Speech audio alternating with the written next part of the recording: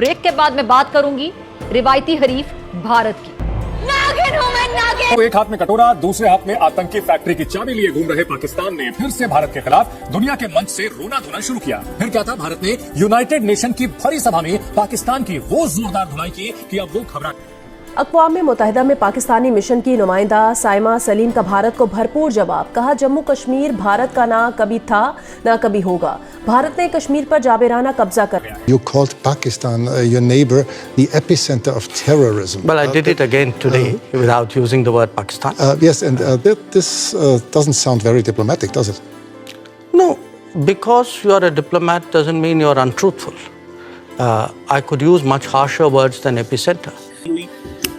पाकिस्तान भारत का जो ताल्लुकात हैं बड़े कॉम्प्लेक्स हैं, और इसमें ये कहना कि पाकिस्तान ले तो लाल से काम ले रहा है, या हम भारत के साथ अमन नहीं चाहते, या हम ताल्लुकात को ख़राब रखना चाहते हैं, मेरे ख़्याल में ये ज़्यादती है एक लिहाज से।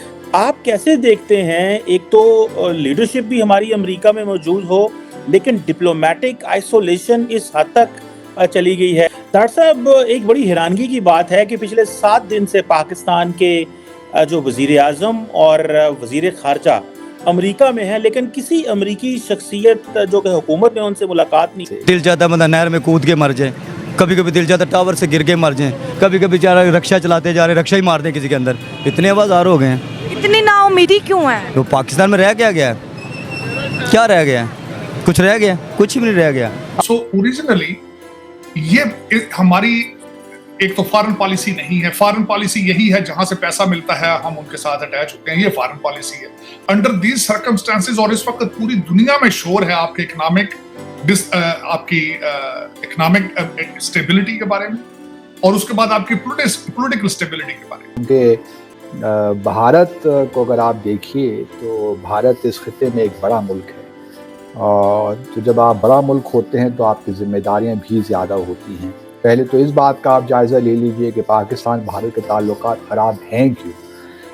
अगर 1948 से आप ऑनवर्ड्स, या 47 से, अक्टूबर 47 से ले लीजिए, तो जम्मू और कश्मीर एक वाहिद तनाज़ा है जो उस वक्त हमें नज़र आता है।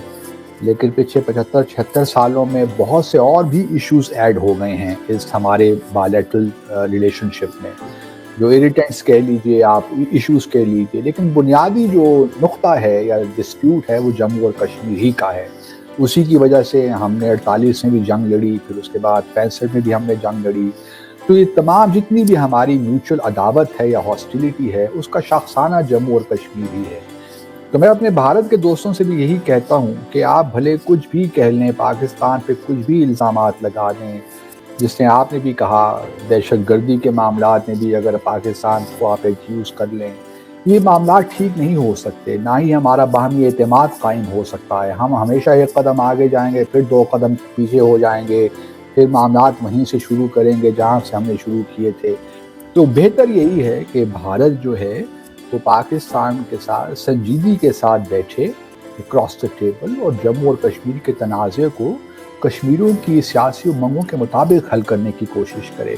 वरना ये रिलेशनशिप जिस तरह मैं देखता हूँ, मेरी जो असेसमेंट है उसके मुताबिक ये आगे बढ़ नहीं सकता। जो कुछ भी आप कर लें उसमें अब ये कहना कि पाकिस्तान नहीं करना चाहता या भारत नहीं करना चाहता, मेरा व्यू पॉइंट ये है कि वक्त आ गया है कि अगर हमने, जिस तरह आपने कहा कनेक्टिविटी पाकिस्तान नहीं देता भारत को, उसकी वजूहात हैं कि हम क्यों नहीं भारत को एक्सेस देते अफगानिस्तान पे।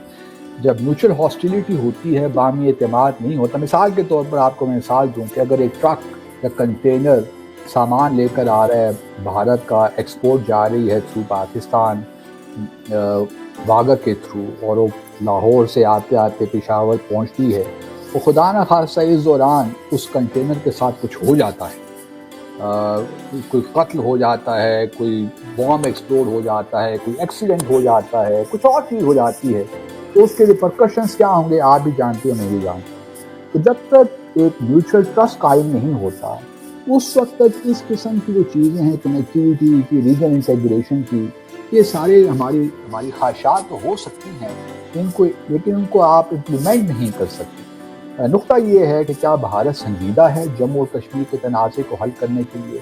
اگر آپ مجھ سے میری ایمانداری کی آنیسٹی سے پوچھیں تو مجھے نہیں لگتا کہ بھارت سنجیدہ ہے. وہ چاہتا ہے کہ جموں اور کشمیر کو اپنی ٹرمز پہ وہ ریزالو کرے. اور جس طرح ہم نے دیکھا 5 اگست 2019 کو بھارت نے یونائٹڈ نیشنز کی قراردادوں کے خلاف، شملہ ایگریمنٹ کے خلاف، لاہور ڈکلیریشن کے خلاف، آپ کچھ بھی اٹھا کے دیکھ لیجیے، اس کی خلاف ورزی کرتے ہوئے جو اقدامات اس نے لیے وہ بالکل غیر ضروری تھے ایک حساب سے. اور اگر بھارت کو اب بھی یہ ایک ایروگینس ہوبرس ہے اور اعتماد ہے کہ وہ جموں اور کشمیر کے معاملات کو اس طرح ٹھیک کر لے گا، تو دیکھتے ہیں. آئیے تو اب کشمیری خود بتائیں گے کہ انہوں نے آیا ایکسیپٹ کیا کہ نہیں کیا، اور وہ اپنی جدوجہد کو کس طرح آگے لے کر جانا چاہتے ہیں. لیکن سر ہم نے تو یہ دیکھا کہ وہاں پہ ڈیولپمنٹ ہو رہی ہے. جس وقت 370 اور 35A ہٹایا گیا تھا تو پاکستان کی طرف سے کوئی بات نہیں کی گئی. عمران خان کی گورنمنٹ تھی اور بالکل خاموش رہے، کسی قسم کا کوئی بات یا کوئی سخت قسم کا اسٹیٹمنٹ یا کچھ نہیں کیا، سوائے اس کے کہ ہاں ٹھیک ہے ہر فرائیڈے کو وہ کہتے تھے 5 منٹ کے لیے کھڑے ہو جائیں اور اس قسم کی چیزیں ہوئی. اس سے زیادہ کچھ نہیں. ساتھ ساتھ جو ہمارے آرمی چیف تھے پہلے باجوہ صاحب، انہوں نے بھی کہا کہ ہم 10 سے 20 سال کے لیے جو ہے یہ کشمیر ایشو کو سائڈ پہ رکھ دیں اور اس کے بعد بھارت سے باقی چیزوں میں بات کریں، چاہے وہ ٹریڈ ہو یا کچھ بھی. بھارت نے سر وہاں پہ جو ڈیولپمنٹ شروع کی ہے جس میں بہت سی گلف کنٹریز کا بھی ہاتھ ہے اور وہ بھی ان کی مدد کر رہے ہیں، تو وہ دیکھ کر تو یہاں کے جو ہماری سائڈ پہ جو کشمیر ہے وہاں کے لوگ بھی کہتے ہیں کہ جی ہم نے تو بھارت کے ساتھ مل جانا ہے کیونکہ وہاں پر اتنا کچھ ہو رہا ہے اور ہمارے یہاں تو جو روڈز ہیں وہ تک صحیح نہیں بنی ہوئی. تو ہم نے دیا کیا ہے اپنی سائڈ پہ کشمیریوں کو.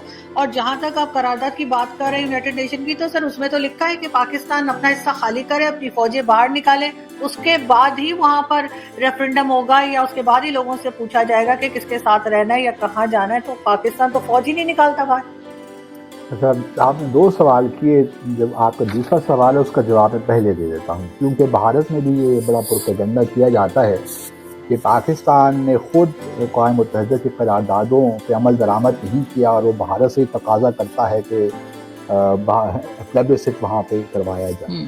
دیکھیے جس قرارداد کا آپ ریفرنس دے رہی ہیں یہ 13 اگست 1948 کی قرارداد ہے، United nations commission for India and Pakistan. جو یاد رہے کہ یونائٹڈ نیشن سیکورٹی کونسل کی قرارداد نہیں ہے، جو United nations commission for India and Pakistan UNCIP کی قرارداد ہے 13 اگست 1948 کی. اس میں بالکل آپ ٹھیک فرما رہی ہیں کہ کہا گیا تھا کہ پاکستان آزاد جموں کشمیر سے اپنی چیزوں کو اور جو بھی ٹرائبلز وہاں سے ان کو وہاں سے ڈسٹرائے کرے. لیکن پاکستان نے کبھی بھی اس ریزولوشن کو، اگر آپ پورا UN کا سیکورٹی کونسل کا ریکارڈ پڑھیں، پاکستان نے کبھی بھی اس ریزولوشن کو تسلیم نہیں کیا. ہمارے بہت سے تحفظات ہیں اس کے بارے میں، اس لیے ہم دوبارہ یونائٹڈ نیشن سیکورٹی کونسل واپس گئے کہ جی ہمیں یہ منظور نہیں ہے، کیونکہ جو ہی ہم نے اپنی وڈرا کی تو ہمیں یہ خدشہ ہے کہ بھارت دوبارہ آزاد جموں اور کشمیر